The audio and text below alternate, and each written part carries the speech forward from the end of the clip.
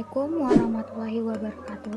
Perkenalkan, nama saya Kirimole Putri, NPM 1802070003 dari Prodi Pendidikan Akuntansi semester 5. Di sini saya akan menjelaskan tentang pengertian, pencatatan, dan penggolongan utang diajukan untuk memenuhi tugas mata kuliah pengembangan media pembelajaran akuntansi dengan dosen pengampu Diana Novianti. Sebelum kita masukin materinya, apa sih yang dimaksud dengan utang? Apa sih pengertian dari utang tersebut? Nah, utang yaitu kewajiban perusahaan untuk membayar sejumlah uang, jasa, barang di masa mendatang terhadap pihak lain atas transaksi yang telah dilakukannya di masa lalu. Kewajiban harus memiliki kriteria, yaitu 3 kriteria. Yang pertama, jumlah nominalnya jelas, yaitu utang tidak dapat didasarkan pada tafsiran besarnya kewajiban yang harus dibayar di masa mendatang. Nah, yang kedua, pihak penerimanya jelas. Pihak penerima uang atau barang atau jasa yang akan diberikan perusahaan di masa mendatang harus diketahui dengan pasti. Kewajiban yang tidak diketahui pihak penerimanya seperti garansi pernah jual tidak dapat dikelompokkan sebagai utang. Dan yang ketiga, berdasarkan transaksi yang telah terjadi di masa lalu, utang tersebut timbul akibat transaksi dan kesepakatan legal yang telah terjadi, bukan karena satu niat baik atau kewajiban sosial. Nah, kita masuk ke pengelompokan utang. Yang pertama, berdasarkan jenis aktivitas transaksinya. Yang pertama itu ada utang usaha, yaitu utang yang berasal dari transaksi pembelian barang dan jasa dalam dagang yang dilakukan secara kredit akan menghasilkan utang usaha bagi perusahaan. Pencatatan utang usaha biasanya hanya didasarkan pada nota, kwitansi, dan faktur. Nah, bisa kita lihat sebagai contoh, PT Domino adalah distributor DVD player merek Akira. Pada tanggal 11 Mei 2020, perusahaan tersebut membeli 100 unit DVD player dengan harga 30 juta per unit. Nah, jadi jurnal yang dibuat berkaitan dengan transaksi tersebut adalah pada tanggal 19 Mei 2020, keterangannya pembelian, berarti 30 jutanya itu kita letak di debit. Nah, untuk keterangan dari utang usaha itu bisa kita letakkan di kredit. Jadi, pembelian 30 juta dan utang usaha. Nah, kita lanjut ke dua, utang bank, yaitu utang yang timbul dari transaksi pemberian pinjaman bank kepada perusahaan. Utang bank biasanya mencakup persyaratan pembayaran, jangka waktu pinjaman, dan bunga pinjaman yang dibebankan. Nah, yang ketiga ada wesel bayar, yaitu utang yang disertai dengan janji tertulis kepada pihak kreditornya untuk membayar sejumlah uang di masa mendatang dengan jumlah yang telah disepakatin beserta bunga yang telah ditentukan.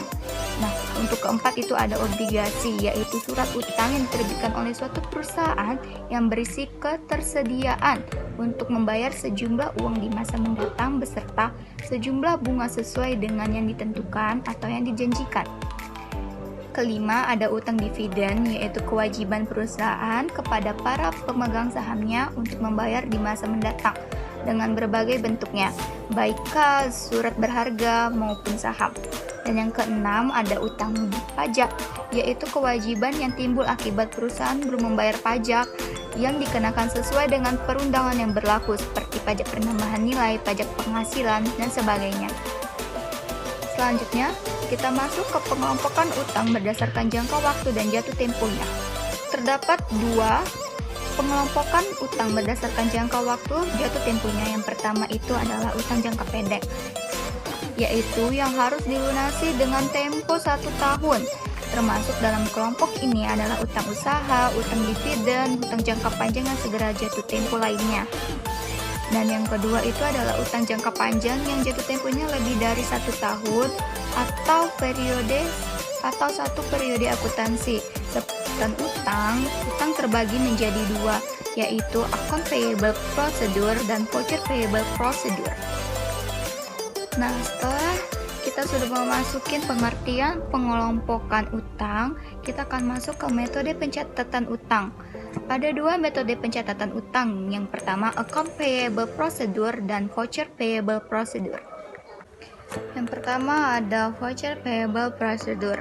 Dokumen yang digunakan dalam pencatatan voucher payable prosedur yaitu bukti kas keluar atau kombinasi bukti kas keluar dan cek bukti kas keluar.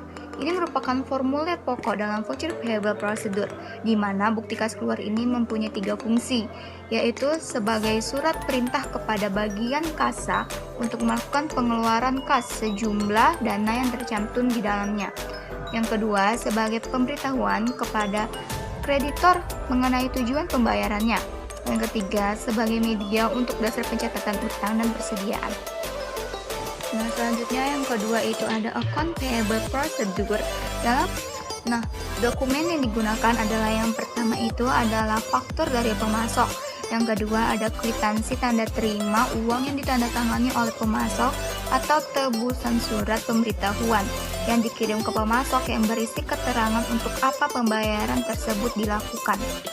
Catatan akuntansi yang digunakan adalah yang pertama itu adalah kartu utang untuk mencatat mutasi atau saldo utang kepada tiap kreditur.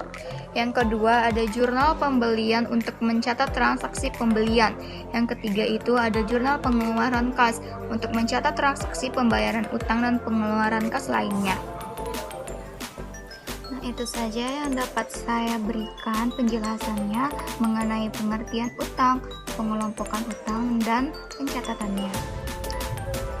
Apabila ada perkataan saya yang salah dan pengucapan saya yang kurang jelas, saya minta maaf sebelumnya.